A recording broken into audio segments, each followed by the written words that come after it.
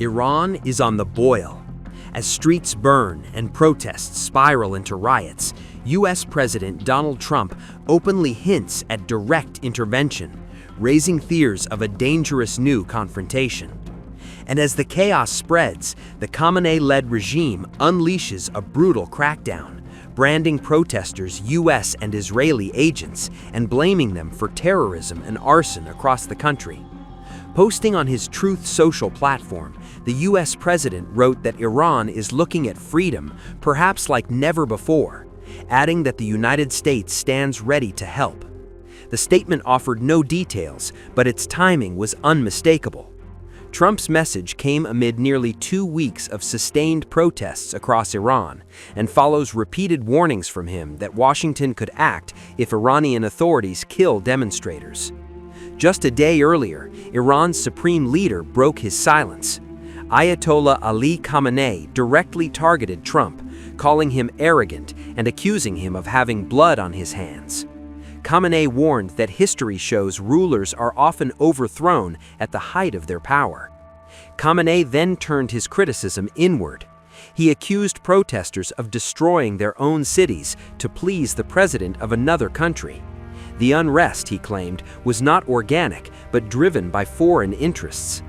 Iranian state media echoed that framing, portraying the demonstrations as a coordinated attempt to destabilize the Islamic Republic from abroad. Iranian outlets also reported a major security operation. Tasnim news agency said more than 200 alleged terrorist organizers of unrest had been detained. Authorities claimed large caches of weapons were seized, ranging from firearms and ammunition to grenades and Molotov cocktails. State media said the arrests were a key reason behind a reported decline in protest intensity. While Iran insists it is restoring order, Trump's message has added a volatile new layer.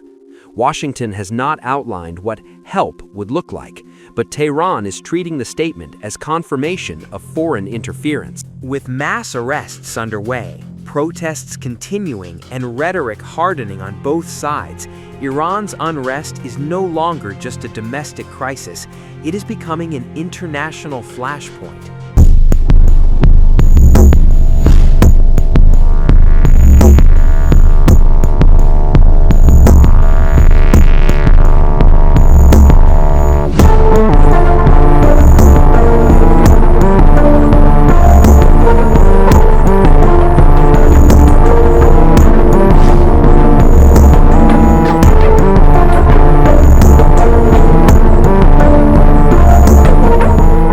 Iran's supreme leader, Ayatollah Ali Khamenei, has reportedly ordered the Islamic Revolutionary Guard Corps onto its highest state of alert as nationwide protests entered their 14th day. Senior Iranian officials told The Telegraph the level of readiness now exceeds that seen during last year's conflict with Israel.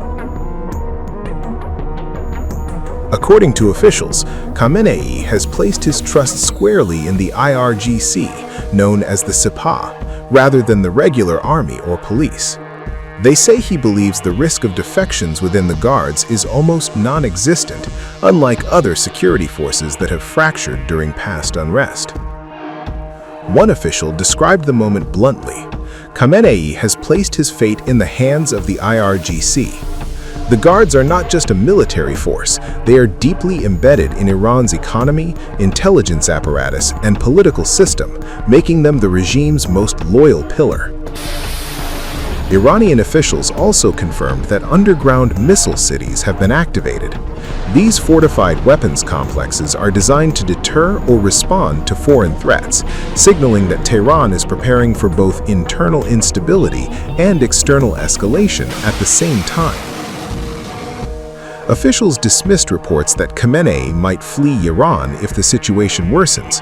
One senior source said the supreme leader would not leave Tehran even if B-52s were flying overhead, underscoring the message that retreat is not being considered.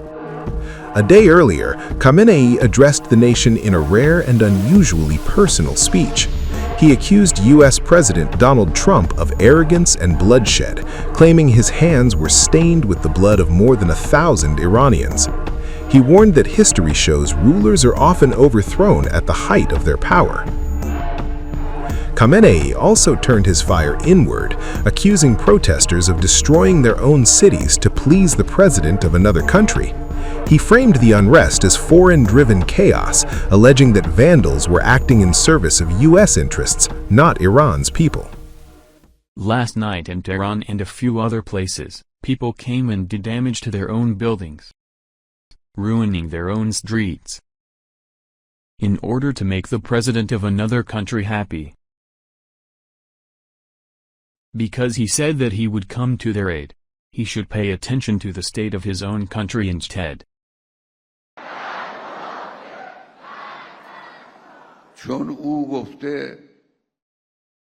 His hands are stained with the blood of more than 1,000 Iranians who were killed in the 12-day war, Israel-Iran conflict in 2025. His hand is stained with the blood of Iranians. Then he says, I'm a supporter of the Iranian people. And people who are not thinking and have no sense listen to him and believe him, setting fire to bins, to please him.